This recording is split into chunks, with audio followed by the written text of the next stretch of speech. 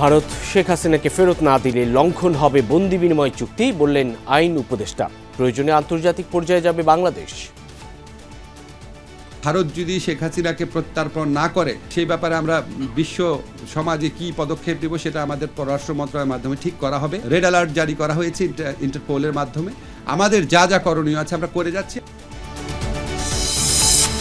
অতি বিপ্লবী হয়ে নৈরাজ্য সৃষ্টি করা যাবে না, হুঁশিয়ারি মির্জা ফখরুলের। সংস্কারে একাধিক কমিশন হলেও শিক্ষা নিয়ে হতাশা। চরম একটা পরিস্থিতি সৃষ্টি করাটা বোধহয় সঠিক হবে। এই মুহূর্তে আমি দখল করব, এই মুহূর্তে আমি সব অন্যায় পড়ে দিয়ে দেব, এটা হয় না।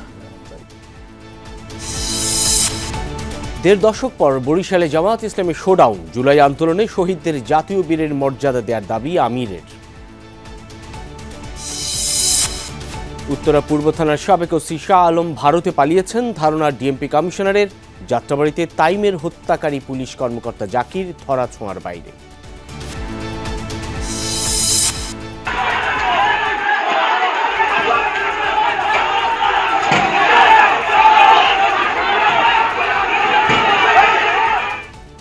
তুচ্ছ ঘটনার জেরে সিলেটের কোম্পানিগঞ্জে 2 গ্রামবাসীর তুমুল সংঘর্ষ। দোকান বাড়িঘরে হামলা, লুটপাট, পুলিশ সহ আহত অন্তত অর্ধশত। মাছ বিক্রিটার সাথে নয়াগাঁপাড়ের একজনের সাথে ঝগড়া। এই ঝগড়া নিয়ে তারা এই বাজারের মধ্যে হামলা করছে। একে অপরের দিকে দেশীয় অস্ত্র নিয়ে হামলা করে পাটকেল ছুটতে থাকে। ইতিহাসের লিখে পরে উভয় পক্ষকে সরে দিকে সক্ষম হয়। আওয়ামী লীগ আমলের সিদ্ধান্ত অনুসারে নির্ধারিত হয় এবারের মেডিকেল ভর্তি কোটা। স্বাস্থ্য শিক্ষা অধিদপ্তরের ধারণা অনেকেই বাদ পড়বে বাছাইয়ে। বাইডেনের চেয়ে বাংলাদেশের রাজনীতিতে কম নজর থাকবে ট্রাম্পের। মত বিশ্লেষকদের। পররাষ্ট্রনীতিতে পরিবর্তন হলেও ঢাকার উদ্বেগের কিছু নেই।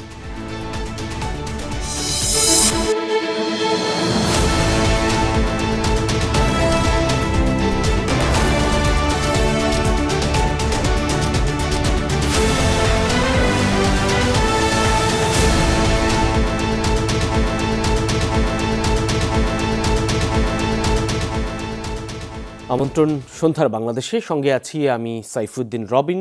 এতক্ষণ শিরোনাম দেখছিলেন। বিচারের জন্য ভারত শেখ হাসিনাকে ফেরত না দিলে তা দুদেশের মধ্যে স্বাক্ষরিত বন্দি বিনিময় চুক্তির লঙ্ঘন হবে, আর চুক্তি ভঙ্গ করলে প্রয়োজনে আন্তর্জাতিক পর্যায়ে যাবে বাংলাদেশ। এসব কথা বলেছেন আইন উপদেষ্টা ডক্টর আসিফ নজরুল। তিনি জানান, জুলাই গণহত্যায় জড়িতদের বিচার ও নির্বাচনের প্রস্তুতি একসাথে এগিয়ে যাচ্ছে।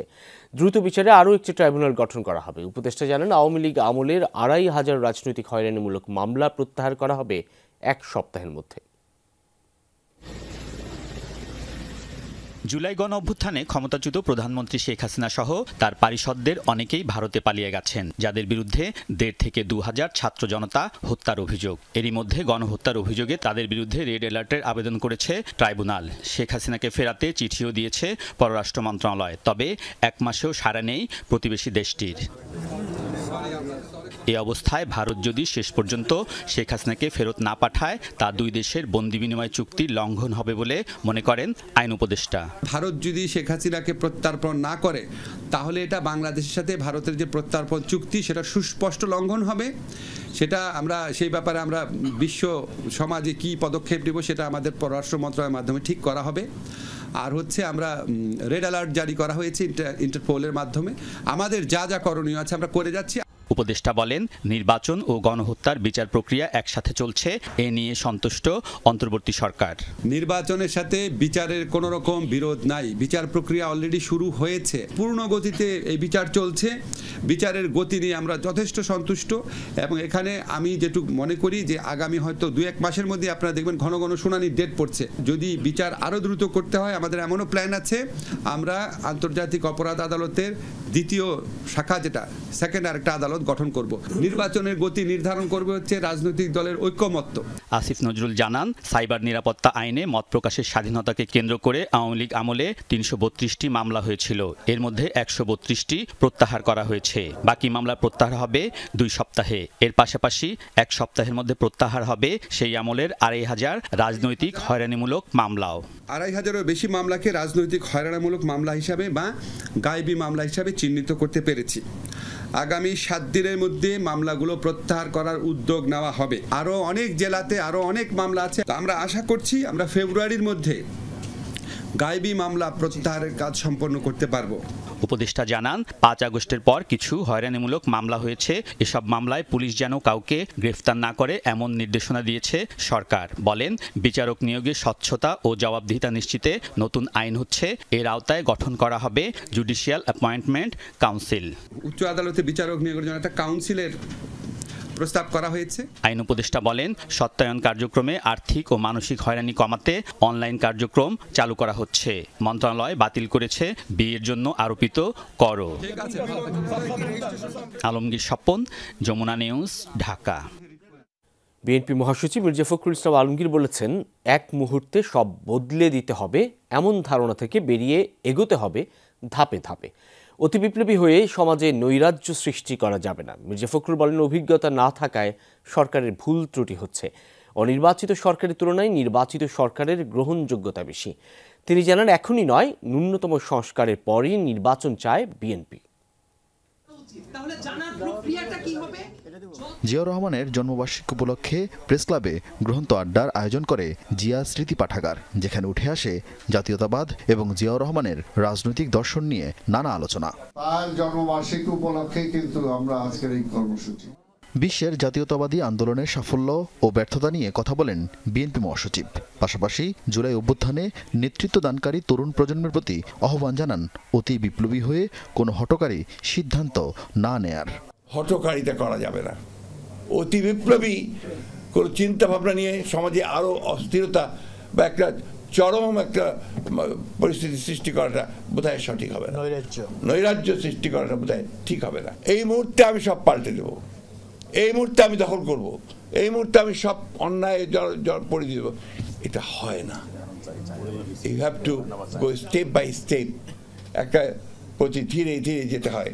সাম্প্রতিক সময় নানা দাবিতে আন্দোলনের ঘটনায় বিরক্তি প্রকাশ করেন মির্জা ফখরুল। আন্দোলনকারীদের ধৈর্য ধরার আহ্বান জানান। বলেন, নির্বাচিত সরকার এলে সব সমস্যারই আসবে সমাধান।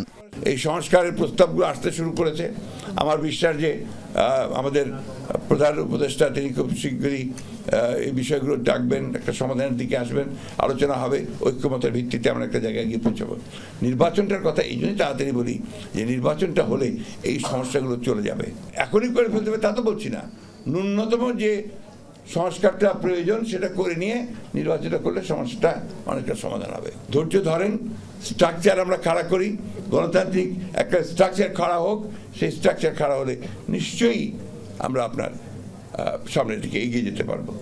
জাতীয় প্রেস ক্লাবে পৃথক অনুষ্ঠানে বিএনপির ভাইস চেয়ারম্যান শামসুজ্জামান দুদু সংস্কারের জন্য বিএনপি ঘোষিত 31 দফায় মনোযোগ দিতে সরকারের প্রতি আহ্বান জানান। গণতন্ত্রের উত্তরণের জন্য প্রধান বিষয়টি সিঁড়িটি হচ্ছে নির্বাচন। আরিফিন শাকিল, যমুনা নিউজ, ঢাকা। আগে গণহত্যার বিচার, তারপর জনগণ সিদ্ধান্ত নেবে ফ্যাসিবাদীরা নির্বাচনে থাকতে পারবে কিনা। বরিশালে জামাত ইসলামের সম্মেলনে এমন মন্তব্য করেছেন দলের আমির ডক্টর শফিকুর রহমান। জুলাই আন্দোলনে শহীদদের জাতীয় বীরের মর্যাদা দেওয়ার দাবি জানান তিনি। বলেন, যুদ্ধ এখনও শেষ হয়নি। দীর্ঘ 16 বছর পর বরিশালে জামায়াতে ইসলামীর সম্মেলন। এতে যোগ দেন জেলা ও মহানগরের বিপুল সংখ্যক নেতাকর্মী। কানায় কানায় পূর্ণ হয়ে ওঠে কেন্দ্রীয় ঈদগাহ মাঠ। সম্মেলনে প্রধান অতিথি দলের আমির ডাক্তার শফিকুর রহমান। তিনি বলেন, সব আগাছা পরিষ্কার না হওয়া পর্যন্ত যুদ্ধ চলবে। সবার আগে নিশ্চিত করতে হবে গণহত্যায় জড়িতদের বিচার।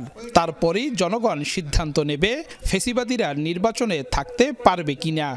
রাজনীতির নাম যদি জনকল্যাণ হয় তাহলে জনগণ যাকে পছন্দ করবে তাকে বরণ করে নেবে। আওয়ামী লীগ প্রমাণ করেছে তারা কোনো রাজনৈতিক দল নয়, বরঞ্চ গণহত্যাকারী একটা সিন্ডিকেট।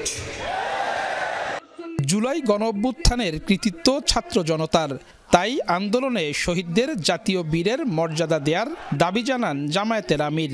মানুষের অধিকার আদায়ের জন্য অনেকেই মারা যায়, কিন্তু এরকম ডানা মেলে বুকে গুলিকে আলিঙ্গন করে আহ্বান জানিয়ে দুনিয়ার বুকে একমাত্র ব্যক্তি হচ্ছে আবু সাঈদ।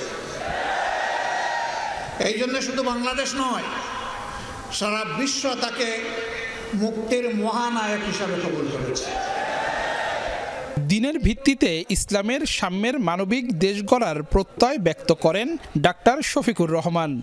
আমরা দল মত জাতি ধর্ম নির্বিশেষে একটা ইনসাফের বাংলাদেশ গড়ে তুলব। কাউসার হোসেন, যমুনা নিউজ, বরিশাল। আগে সবাই একসাথে বসে চা খেতাম, আর এখন চা ভালোবাসেন? তাহলে ড্রয়িং রুমে আসেন। চা রেডি। এভাবে সম্পর্কগুলো মিষ্টি মধুর হয়ে উঠুক ইস্পাহানি মির্জাপুর চায়ের শ্রেষ্ঠ ব্লেন্ডের অনন্য স্বাদে। চা মানে লাইফটা ভরপুর, চা মানে ইস্পাহানি মির্জাপুর। গণহত্যাকারী এবং গুরুতর মানবাধিকার লঙ্ঘনকারীরা যেন ক্ষমতায় যেতে না পারে এমন সুপারিশ করেছে নির্বাচন সংস্কার কমিশন। অভ্যুত্থানে হাজারো মানুষকে হত্যা, ক্ষমতায় থেকে গুম, বিচার বহির্ভূত খুন এবং গুরুতর মানবাধিকার লঙ্ঘনকারীদের অধিকাংশ জনগণ ক্ষমতায় দেখতে চায় না, এমন মন্তব্য করেছেন ডক্টর বদিউল আলম মজুমদার। তত্ত্বাবধায়ক সরকার গঠনের 4 মাসের মধ্যেই জাতীয় ও স্থানীয় সরকার নির্বাচন করা সম্ভব বলে মনে করেন তিনি।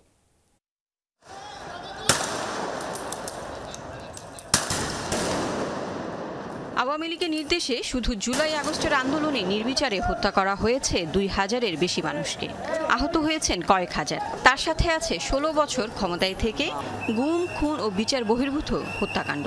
আওয়ামী লীগকে দল হিসেবে নিষিদ্ধ বা আগামী নির্বাচনে অংশগ্রহণ নিয়ে আছে বিতর্ক। গণহত্যাকারী ও মানবাধিকার লঙ্ঘনকারীরা নির্বাচনে অংশগ্রহণ করতে পারবে না, এমন সুপারিশ নির্বাচন সংস্কার কমিশনের। নির্বাচন বিটে কর্মরত সাংবাদিকদের সংগঠন reporters forum for election and democracy আয়োজিত RFED টকে সাংবাদিকদের মুখোমুখি হন নির্বাচন ব্যবস্থা সংস্কার কমিশনের প্রধান বদিউল আলম মজুমদার। বলেন, রাজনৈতিক অঙ্গন অপরাধীমুক্ত না হলে আবারও একই ঘটনার পুনরাবৃত্তি হবে। আমরা কাউকে নির্বাচন থেকে দূরে রাখা নয়, এটা আমাদের উদ্দেশ্য নয়, কিন্তু প্রায় 2000 ব্যক্তি খুন হয়েছে এবং যারা গুম হয়েছে, যারা বিভিন্নভাবে গুরুতর মানবাধিকার লঙ্ঘন করেছে, আমরা কি চাই তারা আবার এসে আমাদের রাষ্ট্র পরিচালনা করুক? আমি তো মনে করি অধিকাংশ জনগণে চায় না। তিনি বলেন, নির্দলীয়ভাবে স্থানীয় সরকার নির্বাচন চায় সংস্কার কমিশন। লেজুর ভিত্তিক ছাত্র শিক্ষক রাজনীতি এবং রাজনৈতিক দলগুলোর বিদেশি শাখা বন্ধ সহ দলগুলোর অভ্যন্তরে গণতন্ত্র সুসংহত করা সহ নানা ধরনের সুপারিশের কথাও জানান তিনি।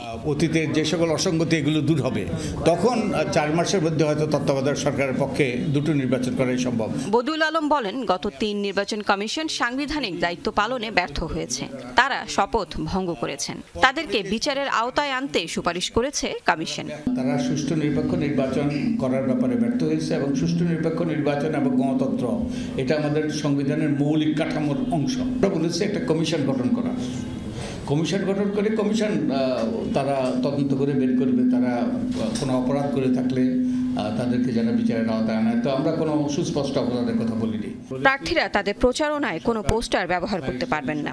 নির্বাচনকে দুর্বৃত্তমুক্ত এবং রাজনৈতিক অঙ্গন পরিচ্ছন্ন রাখতে সুপারিশ করা হয়েছে সংস্কার কমিশনের পক্ষ থেকে।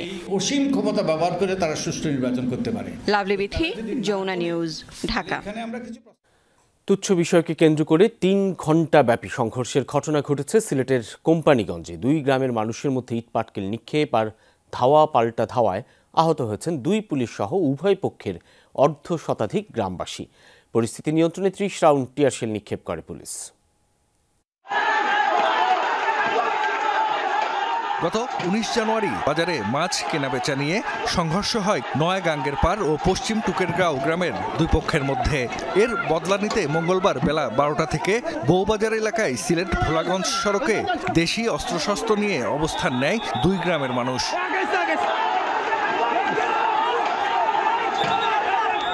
শুরুতে পুলিশ ও স্থানীয়রা শান্ত করার চেষ্টা করে, কিন্তু লাভ হয়নি। শুরু হয় ইটপাটকেল নিক্ষেপ। বেলা 2টার দিকে উভয় পক্ষে জমায়েত হয় 3 সহস্রাধিক মানুষ। শুরু হয় তুমুল সংঘর্ষ। এ সময় স্থানীয় কয়েকটি দোকান ও বাড়িঘরে হামলা ও লুটপাটের ঘটনাও ঘটে। বন্ধ হয়ে যায় সিলেট ভোলাগঞ্জ মহাসড়কে যান চলাচল। মাছ বিক্রেতার সাথে নয়াগাঙ্গের একজনের সাথে ঝগড়া, এই ঝগড়া নিয়ে তারা এই বাজারের মধ্যে হামলা করছে। আমার সাবাড়ি দিয়ে কূপ দিছিল, লাগছে না আল্লাহর রহমতে পাচ্ছি। আর 3 নম্বরটা যে আমার বাড়ি দিছে অভিযোগটা আমার হাত ফাইটে গেছে। সংঘর্ষ থামাতে অ্যাকশনে যায় পুলিশ। টিয়ারশেল ছুড়ে 2 পক্ষকেই ছত্রভঙ্গ করে দেয়। শৃঙ্খল জনতা আমাদের আহ্বান উপেক্ষা করে তারা মারামারিতে লিপ্ত হয়, একে অপরের দিকে দেশীয় অস্ত্র নিয়ে হামলা করে ইটপাটকেল ছুটতে থাকে।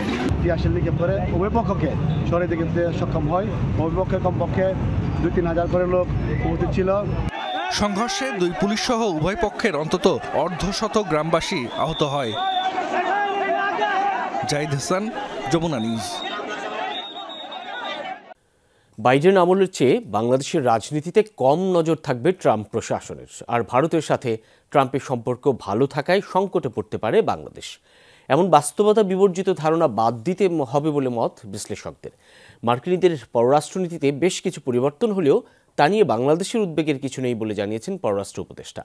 তবে প্যারিস চুক্তি থেকে বের হয়ে যাওয়া কিংবা কঠোর অভিবাসন নীতির কারণে শঙ্কা আছে বাংলাদেশের।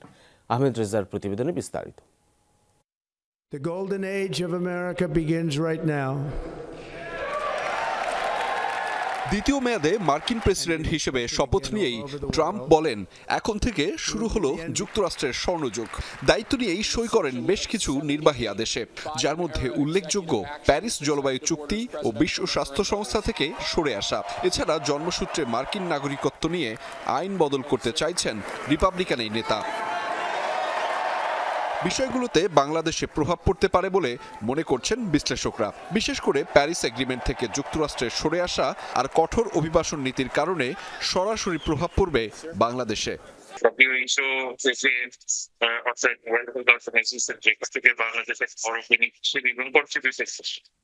জলবায়ু বিষয়ের যে গল্পনীতি আছে সেই জায়গাতে বাংলাদেশের পররাষ্ট্র নীতিতে এবং বাংলাদেশের যে জাতীয় স্বার্থ এবং বাংলাদেশের যে বৈদেশিক লেনদেন ঘটিত দেশের বিষয় আছে সেই জায়গাতে ধরনের প্রেসার প্রতীয়মান হবে। বাইডেন প্রশাসনে অগ্রাধিকার থাকলেও বাংলাদেশের অভ্যন্তরীণ রাজনীতিতে আগ্রহ কম থাকবে ট্রাম্প প্রশাসনের। বিশ্লেষকরা মনে করছেন, ভারতের সাথে ট্রাম্পের সম্পর্ক ভালো থাকলেও তার প্রভাব পড়বে না বাংলাদেশে। অভ্যন্তরীণ রাজনীতির ব্যাপারে মার্কিন যুক্তরাষ্ট্র নিশ্চিতভাবে নজর দিবে। তো সেটাকে যে পরিস্থিতিতে বাইডেন প্রশাসনের সময় দেখেছিলাম সেরকম হওয়ার সম্ভাবনাটা কম। এতে কোনো পার্টিকুলার পলিটিক্যাল পার্টি যেমন আনন্দিত হওয়ার কিছু নাই। ভারতের সাথে মার্কিন যুক্তরাষ্ট্রের সম্পর্ক কারণে বাংলাদেশের উপরে সরাসরি একটা প্রভাব পড়বে, আমার মনে হয় সেটা অনেক বেশি বাস্তবতা বিবর্জিত। পররাষ্ট্র উপদেষ্টাও মনে করেন, ট্রাম্পের এমন নীতির কারণে দ্বিপাক্ষিক সম্পর্কে প্রভাব পড়ার কোনো সুযোগ নেই। মার্কিন যুক্তরাষ্ট্র সরকার পরিবর্তনের কারণে বাংলাদেশের সাথে সম্পর্ক কোনো হোঁচট খাবে আমি মনে করি যেটা স্মুথলি চলবে। সম্পর্ক তো একটা বহমান জিনিস, এটাতে পারস্পরিক চাওয়া পাওয়ার হিসাবে একটু পরিবর্তন সবসময়ই হয়। তো হবে, আমরা সেই অনুযায়ী তখন আমাদের যে পদক্ষেপ নেওয়া সেই পদক্ষেপ নেব এবং আমরা নিতে পারবো। তবে যুক্তরাষ্ট্র জাতীয় স্বার্থে শুল্ক আরোপ বাড়ানোয় বাণিজ্য খাতে পরিবর্তন আসতে পারে বলে মত বিশ্লেষকদের। আহমেদ রেজা, যমুনা নিউজ, ঢাকা। দায়িত্ব নিয়েই একগুচ্ছ নির্বাহী আদেশে স্বাক্ষর করলেন মার্কিন প্রেসিডেন্ট ডোনাল্ড ট্রাম্প। বাতিল করেছেন বাইডেনের আমলের 78টি নির্বাহী আদেশ। জন্মসূত্রে নাগরিকত্ব বাতিল, মেক্সিকো সীমান্তে জাতীয় জরুরি অবস্থা জারি সহ ফেডারেল সরকারের বেশ কিছু নীতিমালায় পরিবর্তনের পদক্ষেপ নিয়েছেন। পূর্ণাঙ্গ ক্ষমা করলেন ক্যাপিটাল হিলে হামলার 1,500 অভিযুক্তকে। প্যারিস জলবায়ু চুক্তি আর বিশ্ব স্বাস্থ্য সংস্থা থেকে যুক্তরাষ্ট্রের নাম প্রত্যাহারের নির্বাহী আদেশেও স্বাক্ষর করেন ট্রাম্প। ডোনাল্ড ট্রাম্প মানেই নাটকীয়তা। দায়িত্ব নিয়েই যেন পরিবর্তনের স্রোত বইয়ে দিতে শুরু করেছেন নতুন মার্কিন প্রেসিডেন্ট। শপথ গ্রহণ অনুষ্ঠানের পর ক্যাপিটাল অ্যারেনার মঞ্চেই স্বাক্ষর করেন একের পর এক নির্বাহী আদেশে। যেসব বিষয়ে আগেই ধারণা দিয়েছিলেন সব যেন একযোগে কার্যকরের তাড়া ট্রাম্পের। শুরুতেই বাতিল করেন জো বাইডেনের আমলের সব নির্বাহী আদেশ। ফেডারেল সরকারের বেশ কিছু নীতিমালায় পরিবর্তন ও মূল্যস্ফীতি নিয়ন্ত্রণ ইস্যুতেও নিয়েছেন পদক্ষেপ। প্যারিস জলবায়ু চুক্তি থেকে যুক্তরাষ্ট্রের নাম প্রত্যাহার এবং বিশ্ব স্বাস্থ্য সংস্থা থেকে বেরিয়ে যাওয়ার আদেশেও স্বাক্ষর করেন ট্রাম্প। বিশ্ব স্বাস্থ্য সংস্থাকে $500 মিলিয়ন দিতাম আমরা, যেটা আমি বন্ধ করেছি। 140 কোটি জনসংখ্যার দেশ হয়েও চীন $39 মিলিয়ন দেয়, সেখানে আমরা 32 কোটি জনসংখ্যা নিয়ে $500 মিলিয়ন দেব। এটা আমার কাছে বৈষম্য মনে হয়। ক্যাপিটাল অ্যারেনা থেকে হোয়াইট হাউসে যান ডোনাল্ড ট্রাম্প, পৌঁছেই সরাসরি চলে যান ওভাল অফিসে, সই করেন আরও কিছু নির্বাহী আদেশে। এর মধ্যে রয়েছে জন্মসূত্রে মার্কিন নাগরিকত্ব বাতিল, যুক্তরাষ্ট্রের দক্ষিণ সীমান্তে জাতীয় জরুরি অবস্থা জারির মতো ইস্যু, মেক্সিকো কানাডার বিরুদ্ধে শুল্কের তোপ দাগানোর কথাও মনে করিয়ে দেন। মেক্সিকো ও কানাডার উপর 25% শুল্ক আরোপের চিন্তা করছি, কারণ তারা উভয়ই বিপুল সংখ্যক মানুষকে এদিকে ঠেলে দেয়। কানাডা সুযোগের দারুণ অপব্যবহারকারী, মানুষের পাশাপাশি মাদক ঢোকে এখানে। 2021-এ ক্যাপিটাল হিলে হামলাকারী ট্রাম্প সমর্থকদের নিয়ে দেয়া নির্বাচনী প্রতিশ্রুতি পূরণেও দেরি করেননি।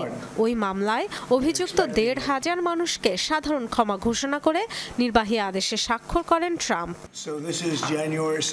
6 জানুয়ারির ঘটনায় 1,500-এর মতো আটক আছে, তাদের পূর্ণ ক্ষমা করা হবে। আশা করি রাতেই তারা ছাড়া পাবে। সত্যি আমি এটা প্রত্যাশা করছি। দায়িত্ব গ্রহণের পর বিভিন্ন ইস্যুতে নির্বাহী আদেশ জারি, মার্কিন প্রেসিডেন্টদের জন্য বহু পুরনো চর্চা। পরবর্তী প্রেসিডেন্ট বা আদালত চাইলে বাতিলও করতে পারে এসব আদেশ। তবে ডোনাল্ড ট্রাম্পের এবারের পদক্ষেপ নজিরবিহীন। বিভিন্ন মার্কিন গণমাধ্যমের তথ্য অনুযায়ী দায়িত্ব গ্রহণের পরপরই 200 নির্বাহী আদেশের ঘোষণা দিতে পারেন নতুন প্রেসিডেন্ট। তাই ধারণা করা যায় আগামী কয়েক ঘন্টায় আসতে পারে আরও কিছু চমক। Dorothy Tasrin, Jamuna news. ধরা পড়েননি উত্তরা পূর্ব থানা থেকে পালিয়ে যাওয়া ওই থানারই সাবেক ওসি শাহ আলম। তিনি সম্ভবত ভারত বা পাশের কোনো দেশে চলে গেছেন, এমনটি জানিয়েছেন ডিএমপি কমিশনার শেখ সাজ্জাদ আলী।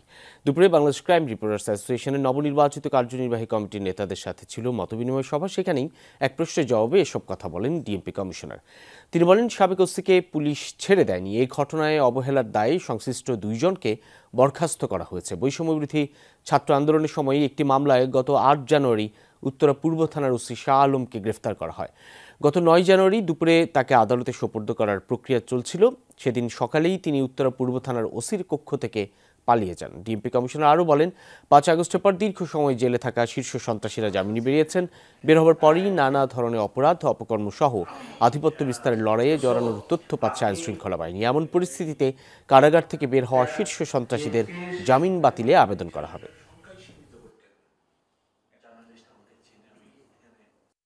অচির পলাতক আমরা কুষ্টিয়া থেকে তাকে নিয়ে আসছিলাম স্কট করে।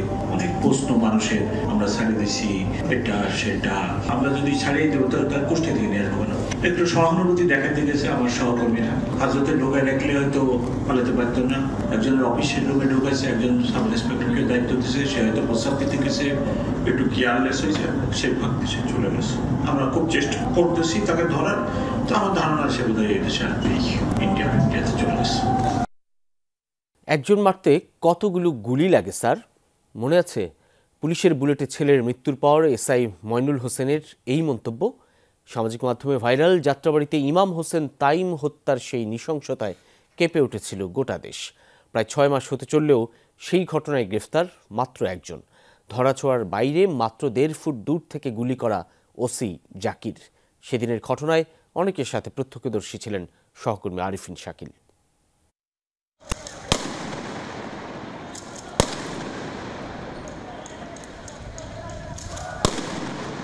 এই ভিডিও দেখে স্বাভাবিক থাকা অসম্ভব।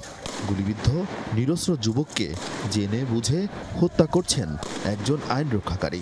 ভিডিও ধারণ করার কাজটাও ছিল ভয়ের। গুলিতে আহত ইমাম হাসান তাইমকে সরিয়ে নেয়ার চেষ্টা করছিলেন সঙ্গে থাকা রাহাত। সেখানে আবার 3টি গুলি করেন জাকির, যিনি ছিলেন তৎকালীন যাত্রাবাড়ি থানার ওসি তদন্ত।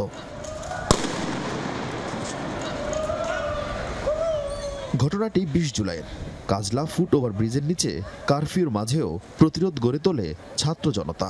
পুলিশের বেপরোয়া গুলি দেখে বাঁচার জন্য চায়ের দোকানের ভেতরে আশ্রয় নিয়েছিলেন তাইম। কিন্তু তখন যেন আজরাইল ভর করেছিল পুলিশের কয়েকজন সদস্যের উপর। আমাদের 2 জনকে যখন মারধর করতেছিল পুলিশ, একটা পর্যায়ে আমি আর তাইম এক জায়গাতে দাঁড়ানো অবস্থা ছিলাম, আমাদের শরীর হাত পা কাঁপাকাঁপি করতেছিল। দুইজন পুলিশ সদস্য আমাদেরকে বলতেছে দৌড় দিতে, একটা পর্যায়ে টাইম তখন দৌড় দিয়ে দেয়। যখন দৌড় দিয়ে দেয় তখনই টাইমকে দুইজন পুলিশ সদস্য দুইটা শটগান থেকে তাকে পিছন থেকে শুট করে, এমনকি ওই দুইটা বুলেটই তার পিছন থেকে ঢুকে সামনের দিকে বের হয়ে যায়। এই লিটন স্টোরের সামনে প্রথম গুলিবিদ্ধ হওয়ার পর ইমাম হাসান তাইম ঠিক এই সড়ক ধরে পাশের গলি দিয়ে নিরাপদ জায়গা যাওয়ার চেষ্টা করেছিলেন। এই জন্য তিনি দৌড় দিয়েছিলেন, কিন্তু এই ফুট ওভারব্রিজের নিচে পুলিশের একটি দল তার গতিরোধ করে। এরপর 1 থেকে 1.5 ফুট দূরত্বে রেখেই তাকে পরপর 3টি গুলি করা হয়, যা প্রত্যক্ষ করি আমি সহ আমার অন্য সহকর্মীরা। প্রাণ বাঁচাতে নিজের বাবার পরিচয় দিয়েছিলেন তাইম। জাকিরের কৃপা পেতে বলেছিলেন তার বাবাও একজন পুলিশ, কিন্তু কিছুতেই মন গলে না পিশাচের। জানলি এটা পুলিশের ছেলে, তোদের ছেলে, তার বাবার এটা কেনতি যে তার গাঁও যে ছুটুটি ফিরে গেছে হাসপাতালে বাড়াই দিয়ে তার বাবার এটা কেন যে তোমার ছেলে এন আইসি কেন, তার বাবার বলতে পারতি, আমার ডাকতে পারতি না, ডাকে কেন এভাবে বড় বড় আতলা গুলি দিলি, তোরা কি মানুষ? কি করে এমন যন্ত্রণা সইতে পারেন গর্ভধারিণী মা? পুলিশ বাবার আক্ষেপ তো সবাই জানেন। স্যার, কয়টা গুলি লাগে একজনকে মারতে? 2024-এর এমন নিষ্ঠুরতার জবাব বহু বছর খুঁজতে হবে বাংলাদেশ রাষ্ট্রকে, কেননা ঘটনা এখানেই শেষ হয়নি। পুলিশের বাধায় চেষ্টা করেও তাইমকে হাসপাতালে নিতে পারেনি বন্ধু ও সাংবাদিকরা। অন্তত 15 থেকে 20 মিনিট মাটিতে পড়েছিল তার নিথর দেহ। সুরুথালে পুরো ঘটনা এড়িয়ে লেখা হয় তাইমকে মারপিট ও গুলি করে জখম করে কোটা বিরোধী আন্দোলনকারীরা। 20 গজের মধ্যে 2টা হসপিটাল ছিল, তারা তো ওখানে নিতে দেয়নি। তারা পরিকল্পিতভাবে তাকে থানায় নিয়ে মৃত্যু নিশ্চিত করে চেহারা বিকৃতি করে তাকে মুড়াইয়া মারছে। একজন পুলিশ কর্মকর্তার সন্তানকে নির্মমভাবে হত্যার ঘটনায় 7 জনের নামে মামলা হয়েছে যাত্রাবাড়ি থানায়। অভিযোগ দায়ের হয়েছে আন্তর্জাতিক অপরাধ ট্রাইব্যুনালেও।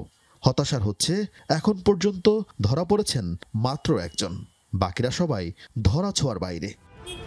আর অল্প কয়েকদিন পরে ইমাম হাসান হত্যার 6 মাস পূর্ণ হবে, এরপর হবে 1 বছর। এরপর নিয়ম করে প্রতি বছর জুলাই অভ্যুত্থানের শহীদদের স্মরণ করবে জাতি।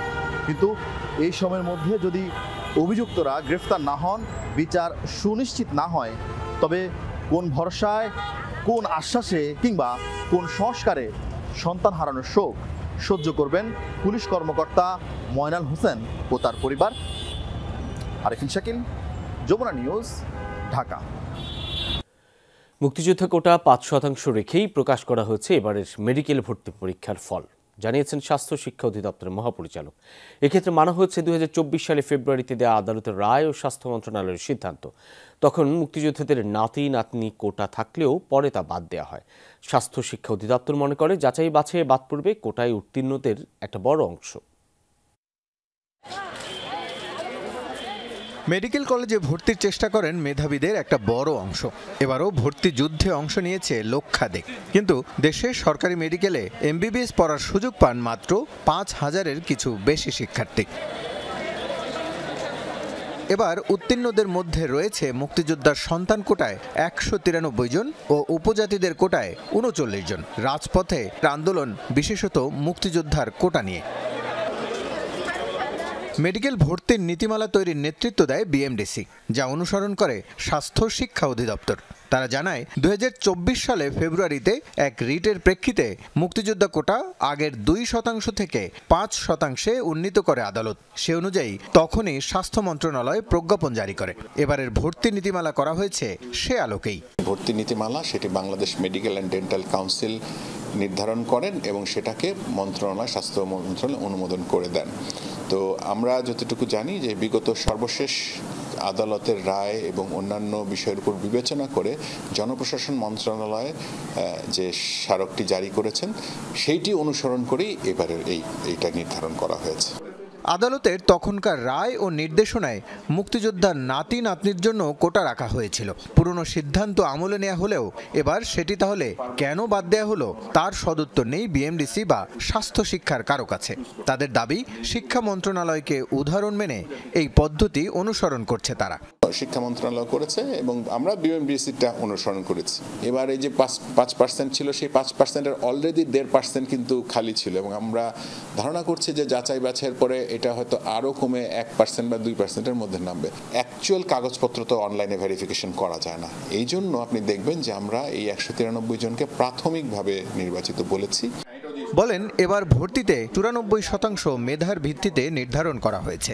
সমাজে পিছিয়ে পড়াদের মূল স্রোতে টিকিয়ে রাখতে কোটা পদ্ধতি রাখা হয় বলে জানান তিনি।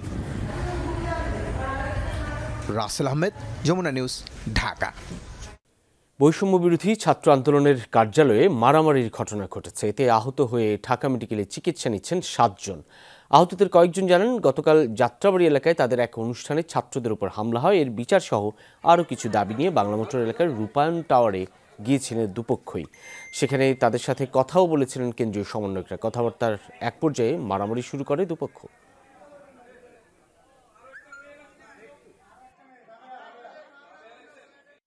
আমাদেরকে বিভিন্ন বিষয়ে চার্জ করতেছিল। যখন তারা চার্জ করতেছিল তখন গতকালকে যে সন্ত্রাসী বাহিনী আমাদেরকে হামলা করেছিল, ওরা আবারও তাদের নেতৃত্বে আবারও আমাদের উপরে হামলা করে। বৈষম্য ছাত্র আন্দোলনের সমন্বয় ছিল রিফাত ইসলাম ভাই, আর রিফাত আরেকজন ছিল। তো ওনারা করছে না, করে না এটা ফর শিওর, বাট ওনাদের উপস্থিতি ছিল। এখন তারা হামলাটা করছে সেটা এখন স্পষ্ট না। পিলখানা হত্যাকাণ্ডের ঘটনায় দায়ের করা বিস্ফোরক মামলায় কারাগারে থাকা 178 বিডিআর জওয়ানের কারামুক্তিতে বাধা নেই। আজ বিকেলে ঢাকার বিশেষ ট্রাইব্যুনাল 2-এর বিচারক মোহাম্মদ ইব্রাহিম মিয়ার আদালত জামিনপ্রাপ্ত এসব আসামিদের নাম প্রকাশ করেন। এর মধ্য দিয়ে 16 বছর পর কারামুক্ত হতে যাচ্ছেন তারা। বিষয়টি নিশ্চিত করে আদালতের চিফ প্রসিকিউটর মোহাম্মদ বোরহান উদ্দিন বলেন, গত রোববার হত্যা মামলায় নিম্ন আদালত ও উচ্চ আদালত থেকে খালাসপ্রাপ্তদের বিস্ফোরক আইনের মামলায় জামিনের আদেশ দেন বিচারক। আজ যাচাই বাছাই শেষে 178 জনের জামিন পাওয়ার তালিকা চূড়ান্ত করা হয়েছে। আগামীকাল বুধবার তাদের জামিননামা দাখিল করা হবে। এরপর তাদের জামিন সংক্রান্ত নথিপত্র কারাগারে গেলে সেখানে কারাবিধি অনুযায়ী কারামুক্ত হবেন তারা। তিনি আরও বলেন, হত্যা মামলায় খালাসপ্রাপ্তদের ভিতরে রাষ্ট্রপক্ষের আপিলে যারা যাবজ্জীবন কারাদণ্ড পেয়েছেন ওই 15 জন বাদে সবাইকে জামিন দেওয়া হয়েছে। প্রকাশিত তালিকা স্বচ্ছতার ভিত্তিতে করা হয়েছে। মার্ডার কেস বা দায়রা মামলাটায় যারা খালাসপ্রাপ্ত এবং এই খালাসপ্রাপ্তদের ভিতরে কিছু লোক রাষ্ট্রপক্ষের আপিলের প্রেক্ষিতে খালাস থেকে তাদেরকে যাবজ্জীবন কারাদণ্ড দেওয়া হয়েছে, এই সংখ্যা 15। তো ওই 15 জন ব্যতি রেখে যারা উভয় পর্যায়েই খালাসপ্রাপ্ত তাদেরকে জামিনের ঘোষণা তিনি দিয়েছেন। লাইসেন্স এবং সেবা নেটওয়ার্ক ব্যবস্থায় পরিবর্তন আনবে নিয়ন্ত্রক সংস্থা বিটিআরসি। অপ্রয়োজনীয় লাইসেন্স বাতিল করার পাশাপাশি নেটওয়ার্কে অতিরিক্ত স্তরও হ্রাস করা হবে বলে জানিয়েছেন সংস্থাটির চেয়ারম্যান মেজর জেনারেল অবসরপ্রাপ্ত এমদাদুল বারী। বিকেলে টেলিকম খাতের পুনর্বিন্যাস কমিটির সাথে বৈঠক শেষে ব্রিফিংয়ে তিনি এসব তথ্য জানান। বিগত সরকারের আমলে রাজনৈতিক যোগ সাজসে মাত্রাতিরিক্ত লাইসেন্স দেওয়া হয়েছে। অতিরিক্ত এসব লাইসেন্সধারীর ব্যবসা টিকিয়ে রাখতে গিয়ে সরকার এবং জনগণকে অতিরিক্ত খরচের বোঝা বহন করতে হবে। অন্যদিকে টেলিকম খাতে সুষ্ঠু বাজার প্রতিযোগিতা নষ্ট হয়েছে বলেও জানান তিনি। বলেন, একই প্রতিষ্ঠান একাধিক লাইসেন্সের মালিক হওয়ায় ব্যবসার পরিবেশ নষ্ট হয়েছে। বর্তমানে বৈশ্বিক প্রতিষ্ঠানগুলোর জন্য বিনিয়োগ বান্ধব নীতিমালা নেই এমন মন্তব্য করেন বিটিআরসি চেয়ারম্যান। আগামী মার্চ মাসে লাইসেন্স খাতে সংস্কার এবং বিনিয়োগ বান্ধব নীতিমালা তুলে ধরে সরকারের কাছে প্রতিবেদন জমা দেবে এই কমিটি। এখন যেরকম অনেক রকমের লাইসেন্স আছে, অনেক ক্যাটাগরির লাইসেন্স, এবং কোনো ক্যাটাগরি আছে যেই ক্যাটাগরিতে প্রয়োজনের চেয়ে অনেক বেশি পরিমাণ লাইসেন্স দেওয়া আছে, যার ফলে অসুস্থ প্রতিযোগিতা তৈরি হচ্ছে। এমনকি কোথাও কোথাও দেখেছি কোনো কোম্পানি অলমোস্ট সবগুলো লেয়ারে তাদের লাইসেন্স আছে, যেটা আবার সুস্থ প্রতিযোগিতাকে প্রতিহত করে। ট্রাকে কম দামে নিম্নবিত্ত মানুষের জন্য বিশেষ ওএমএস কার্যক্রম আপাতত বন্ধ রাখার সিদ্ধান্ত নিয়েছে সরকার। সচিবালয়ে ক্রয় সংক্রান্ত উপদেষ্টা কমিটি বৈঠকে এই সিদ্ধান্ত নেওয়া হয় বলে জানিয়েছেন অর্থ উপদেষ্টা। তবে কার্ডের মাধ্যমে সাশ্রয়ী মূল্যে পণ্য বিক্রি কার্যক্রম অব্যাহত থাকবে। নিত্যপণ্যের দাম এখন অনেকটা নিয়ন্ত্রণে বলেও দাবি করেছেন অর্থ উপদেষ্টা ডক্টর সালেউদ্দিন আহমেদ। নিম্নবিত্ত মানুষের জন্য সাশ্রয়ী মূল্যে বিশেষ ওএমএস কার্যক্রমের মাধ্যমে ডিম, সবজি, আলু, পেঁয়াজ সহ বিভিন্ন কৃষিপণ্য বিক্রি করত সরকার। এতে ভর্তুকি দামে ভোগ্যপণ্য কেনার সুবিধা পেত প্রায় 8 লাখ নিম্নবিত্ত মানুষ।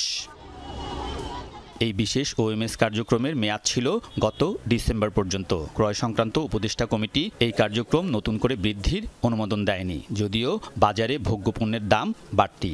এত সাবসিডাইজ রেটে দেওয়া হয়, আপনি দেখবেন অপেক্ষাকৃত ভালো লোক লাইনে দাঁড়ায়। প্রায় 8 লক্ষের বেশি লোক আমরা কাভার করেছি। আপাতত ডিসেম্বরে আমরা এটা স্থগিত করলাম, কারণ বাজারে মোটামুটি সাপ্লাই এসছে, অথবা এটা হলো একটা জিনিস। আর ভবিষ্যতে যদি কোনো আবার ইমার্জেন্সি রেজ করে তখন বেশ কিছু পণ্য ও সেবায় ভ্যাট ও কর বাড়ানোতে বাজারে খুব বেশি প্রভাব পড়বে না বলে আবারও দাবি করেছেন উপদেষ্টা। বলেন, আগামী বাজেটে কিছু পণ্যের ভ্যাট কমানো হবে। বাজেটে যেটা মেইন যেগুলো থাকবে ট্যাক্স, সেখানে আমরা ওটাকে আরো ভালোভাবে সমন্বয় করবো, সেটা হলো মেইন ইনস্ট্রুমেন্ট আমার ভ্যাটের। আর ভ্যাটে যেগুলি বাড়িয়েছি কি একেবারে দ্রব্যমূল্যের উপরে হিসাবে ওষুধের কম, আপনার এসে এবং ISP 0 করে দিয়েছি, মোবাইল টেলিফোন কমে দিয়েছি। ক্রয় সংক্রান্ত উপদেষ্টা কমিটি 60,000 মেট্রিক টন সার এবং 30,000 মেট্রিক টন LNG আমদানির অনুমোদনও দিয়েছে। আলমগীর স্বপন, যমুনা নিউজ, ঢাকা। ঢাকা মহানগর পুলিশের গুলশান থানার ভারপ্রাপ্ত কর্মকর্তা তৌহিদ আহমেদের সাময়িক বরখাস্তের আদেশ প্রত্যাহারের দাবি জানিয়েছে এলাকাবাসী। গুলশান বিভাগের উপ পুলিশ কমিশনারের কার্যালয়ের সামনে মানববন্ধন করেন তারা। বলা হয়, গত 5 মাসে গুলশান এলাকায় চাঁদাবাজ ও সন্ত্রাস নির্মূলের কারিগর ছিলেন ওসি তৌহিদ। তাকে সাময়িক বরখাস্ত করায় ক্ষোভ জানায় এলাকাবাসী। দ্রুত ওই আদেশ প্রত্যাহার করে তাকে পুনর্বহালের দাবিও জানানো হয় মানববন্ধন থেকে।